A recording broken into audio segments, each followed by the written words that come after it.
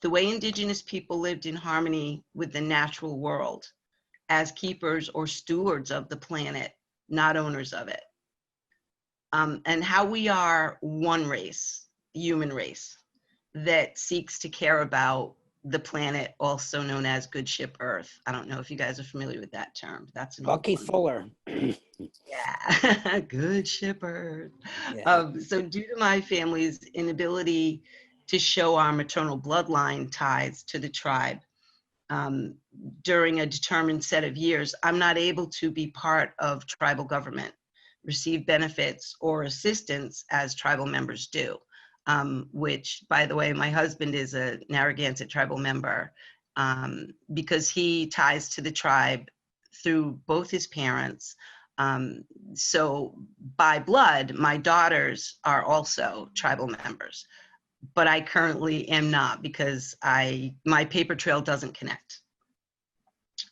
So my husband, although he is a tribal member, his experiences have been frustrating to see the tribe fail to be united for the benefit of all, not just a few select families. Our participation in tribal activities, especially now living out of state, is basically non-existent.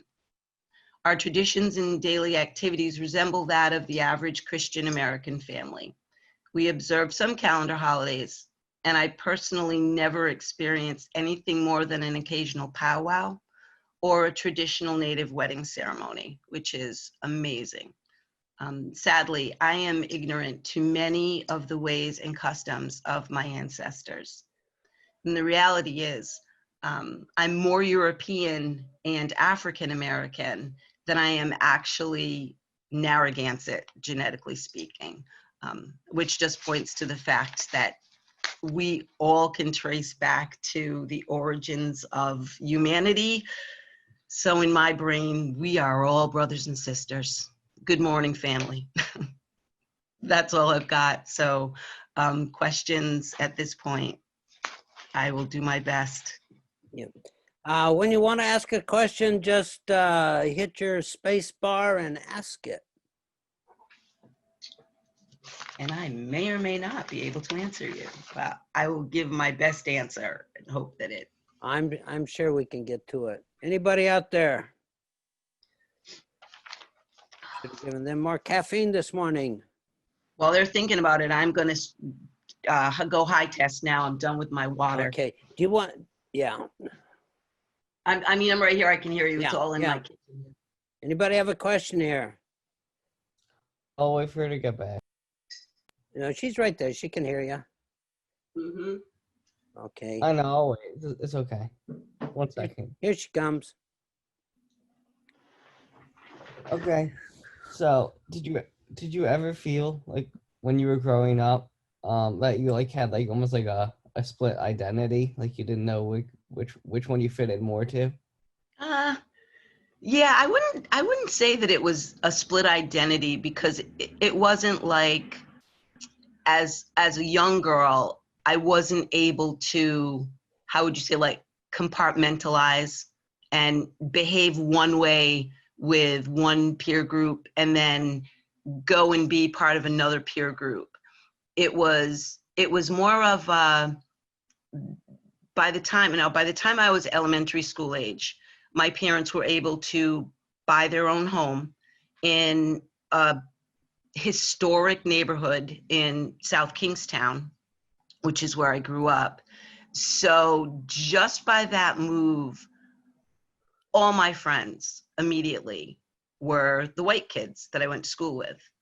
And in the neighborhood that I grew up in, it was a very welcoming neighborhood. You know, there weren't grumpy old people chasing us off their lawn. We were able to kind of go freely through the neighborhood. Just so happened that all my neighbors were white kids. So that was my peer group. I didn't have any, like, I didn't really feel any conflict with, you know, with the friends in my neighborhood.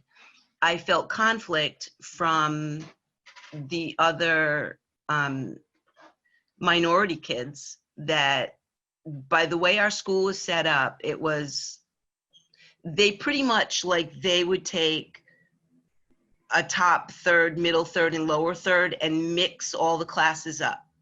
So my classmates weren't a lot of kids of color. And we grew up in a predominantly white community. So there wasn't really, I wasn't mindfully like, oh, I need to act this way with these kids and I need to act this way with these kids. That notion is what gave me conflict, because then I was mindful of, oh, they won't think that's cool, or, oh, these guys wouldn't do this. Example, here's a kind of a funny illustration, an example of going to like a family or a native barbecue where it's loud and everybody's kind of rowdy, and then, you know, everybody's eating with their fingers, and then tomorrow you're invited to go have, you know, a formal dinner with your white friend whose mom has a rich husband. So it's just a matter of changing gears and trying to be yourself in whatever situation you're in. And I mean, that also, there were times growing up when friends of color would be like, oh, you're acting like a white girl. Or, you know, or white friends would be like, oh, wow, man, that's ghetto. That was really ghetto. So, I mean, it's just a matter of, and again, the struggle wasn't for me to be different. The struggle was for me to be comfortable with me, no matter what group I was being a part of. So I hopefully I answered your question, Alex. That was kind of roundabout. No, you did. That was actually great. Thank you so much. Good, thanks. Yeah, look at you guys, man. Y'all are good students, because when I was college age, I would not be sitting at my table on a computer before 8 a.m. So you're all like, you're blessed to have Charlie, and kudos to you. You're all your moms and grown-up people who got you here. Yay, them. They did a good job. Now I'm going to pour my coffee now after that question. Okay. Does anybody else have a question that they want to ask while we have a chance here? Yeah, I hear somebody talking, but I'm not sure. That's me, Charlie. Oh, that's you. You're talking to somebody else, huh? Talking to myself. Okay. I'll have a question for you then. You talked about having more of a sense of your native heritage as you became an adult. Yes. And what was the beginning of that new understanding? Was there somebody who spoke to you, or was there a message you saw on TV, or that all of a sudden you looked around and said, wait a minute, what started that new sense of identity? Well, actually, I think what started it was probably the early 90s, like 93, 94. The Narragansett tribe started going through their roles and basically trying to thin out the roles or the number of tribal members in trying to be prepared for when the Narragansetts thought they were going to be building a casino or a bingo hall. So when that started kind of shaking up the tribe, my eldest brother took it upon himself to do our paper trail research, because our family and a number of other families, which was several hundred tribal members, were being removed based on the roles that they were using to claim membership. And that is kind of what sparked the interest. And then when I moved back, I was living on the West Coast. My first husband was a Navy guy. And when I moved back before my mom passed away, I ended up getting a job as a fitness trainer at the Mashantucket Pequot Community Center. So they were well established, and working in that community kind of re-sparked my interest, because again, the Narragansetts and the Mashantuckets and the New England tribes, if we all go back, into the 1500s, many of us have common ancestors. So that re-sparked my interest. And then this gentleman, who is now my husband of 22 years, his family, he was working there also, and he is Narragansett. So his relationship with the tribe and knowledge of the families, that kind of re-sparked my interest. And motherhood does that. Motherhood opens up this whole can of things that you didn't really care about, but somehow the switch goes off, and like, these things matter. Because if you don't know where you come from, you don't really know where you're going. So that's kind of cliche, but it is true. Yeah. So yeah. So at the early 1990s, I got like reinterested in it. Yeah.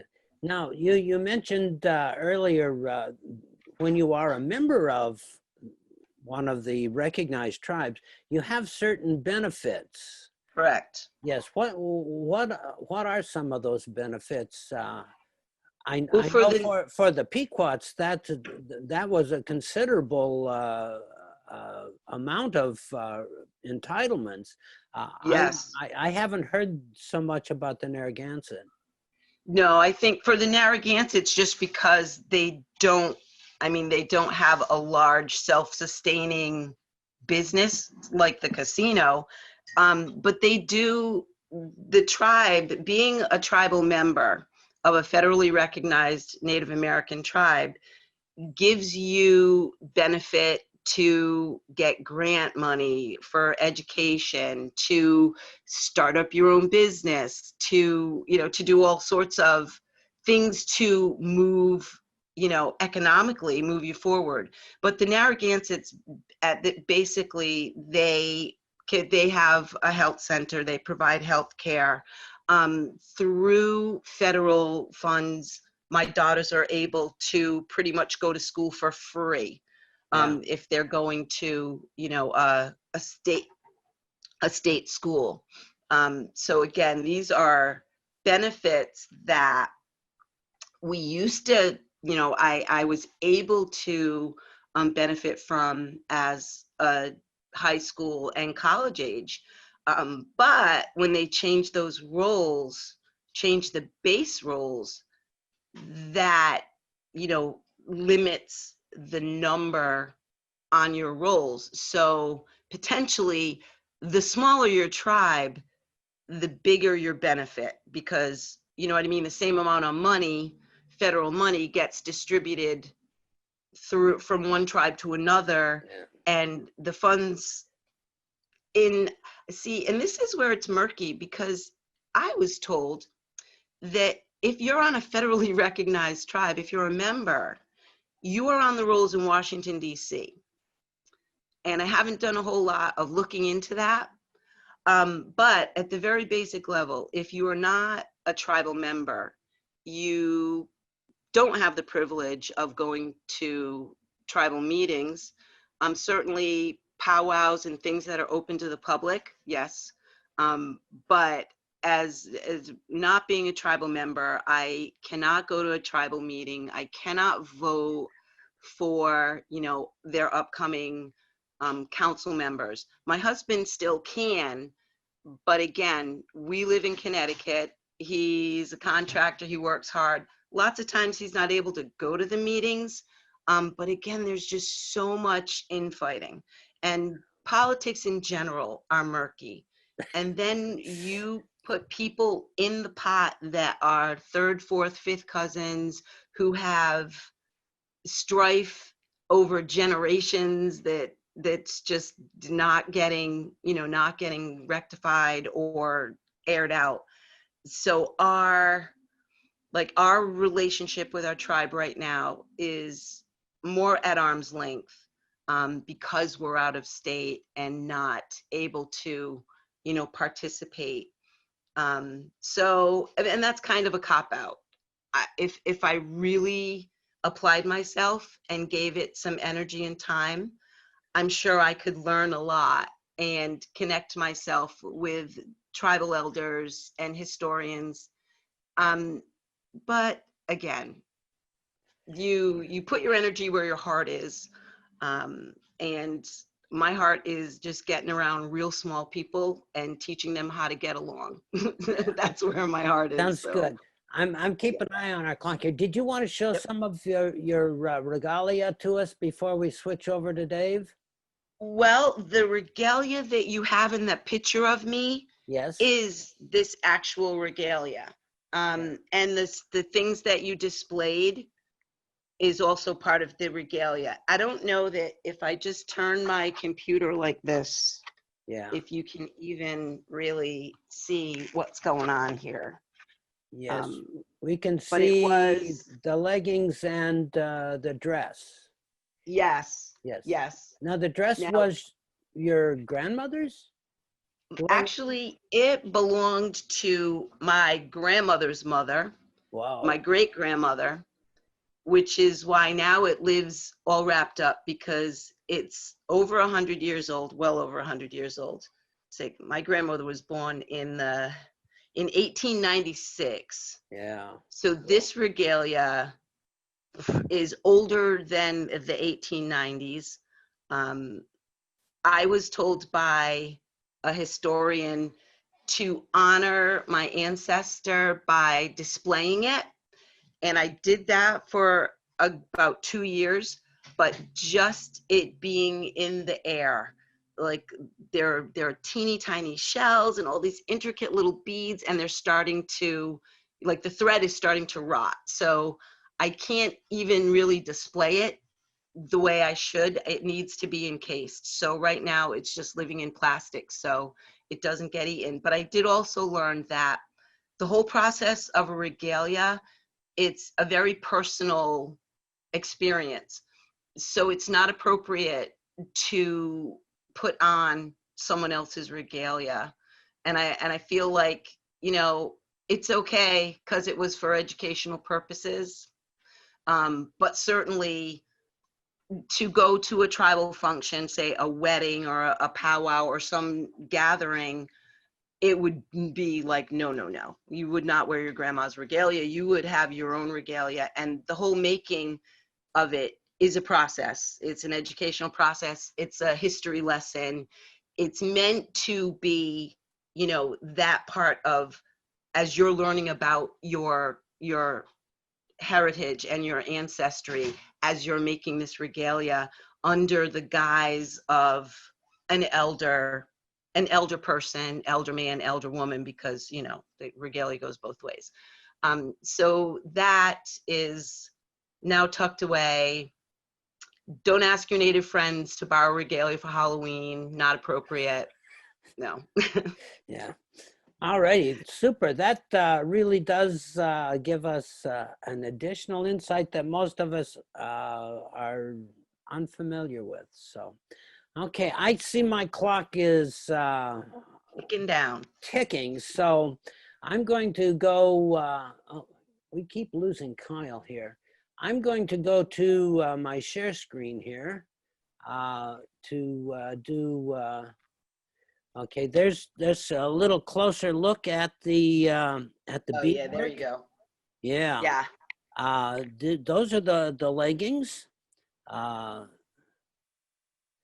And there is this other piece over here that looks like a feather or maybe an eagle talon. It's a hawk's claw. A hawk's claw.